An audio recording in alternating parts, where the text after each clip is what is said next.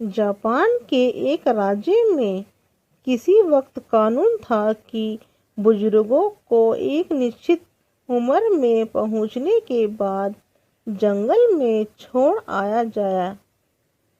जो कि इसका पालन नहीं करता है उसे संतान समेत फांसी की सजा दी जा सकती है। उसी राज्य में पिता पुत्र की एक जोड़ी रहती है। दोनों में आपस में बहुत प्यार था। उस पिता को भी एक दिन जंगल में छोड़ने का वक्त आ गया। पुत्र का पिता इससे अलग होने का बिल्कुल मन नहीं था, लेकिन क्या करता, कानून तो कानून था। न मानो तो फांसी की तलवार पिता पुत्र दोनों के सिर पर लटकी हुई थी। पुत्र पिता को कंधे पर लाद कर जंगल की ओर चल दिया। जंगल के बीच पहुंचने के बाद पुत्र ऐसी जगह रुका जहां पेड़ों पर काफी फल लगे हुए थे और पानी का एक चश्मा भी था। पुत्र ने सोचा कि पिता की भूख प्यास का तो यहाँ इंतजाम है, रहने के लिए एक झोपड़ी और बना देता हूँ तो दिन तक वो वहीं रहे। पुत्र ने पूछा कि ये क्या दे रहा है, तो पिता ने बताया, बेटा जब हम आ रहे थे तो मैं रास्ते भर इन पत्तों को गिरता आया था, इसलिए कि गर्मी तुम लौटते वक्त रास्ता ना भूल जाओ। ये सुन तो पुत्र जोर जोर से रोने लगा। अब पुत्र ने कहा कि चाहे जो कुछ हो जाए तो वो पिता को जंगल में अकेले नहीं छोड़ेगा। ये सुनकर पिता ने समझाया, बेटा ये मुमकिन नहीं है, राजा को पता चल जाएगा तो दोनों की खाल खींच लेंगे के बाद फांसी पर चढ़ा देंगे। पुत्र बोला, अब चाहे जो भी हो मैं आपको वापस लेकर ही जाऊंगा। पुत्र की जिद देखकर पिता को उसके साथ लौटना ही पड़ा। दोनों रात के अंधेरे में घर लौटे। पुत्र ने घर में ही तहखाना में पिता के रहने का इंतजाम कर दिया, जिससे कि और कोई पिता को न देखा सके। पिता को सब खाने पीने का सामान वो वहीं तहखाने में पहुंचा देता। ऐसे ही दिन बीतने लगे। एक दिन अचानक राजा ने राज्य भर दी कि जो भी राख की रस्सी लाकर देगा उसे मालामाल कर दिया जाएगा।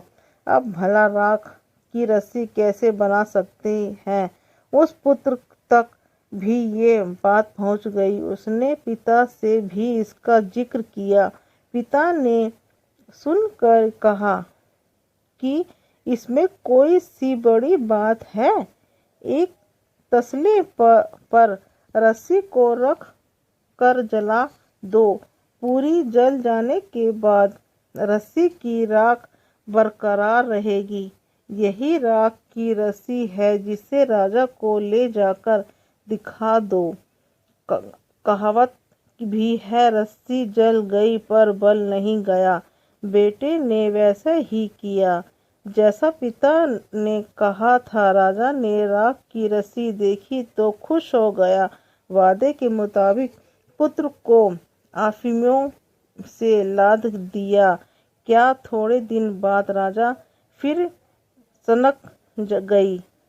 इस बार उसने शर्त रखी कि ऐसा ढोल बजाया जाए जिससे कोई आदमी बजाए भी नहीं, लेकिन ढोल में से थप की आवाज़ लगातार सुनाती देती रहे।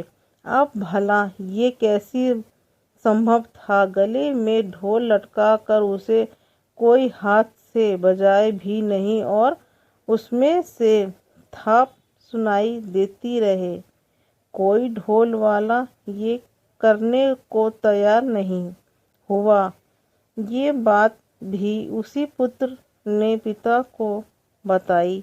पिता ने झट से कहा कि इसमें कोई सी बड़ी बात है।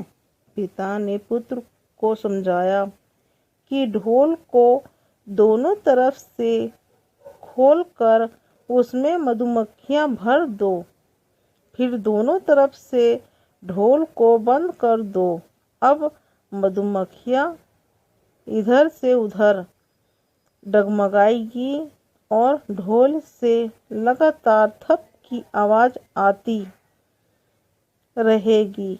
पुत्र ने जैसे पिता ने बताया वैसा ही किया और ढोल गले में लटका कर राजा के पास पहुंच गया।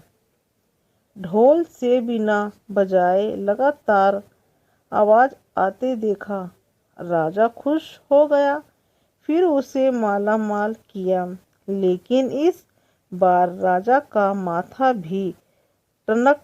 उसने लड़के से कहा कि तुम इनाम तो मिले ही गया, लेकिन एक बात समझ नहीं आ रही कि क्या पूरे राज्य में अकेला तू ही समझदार है?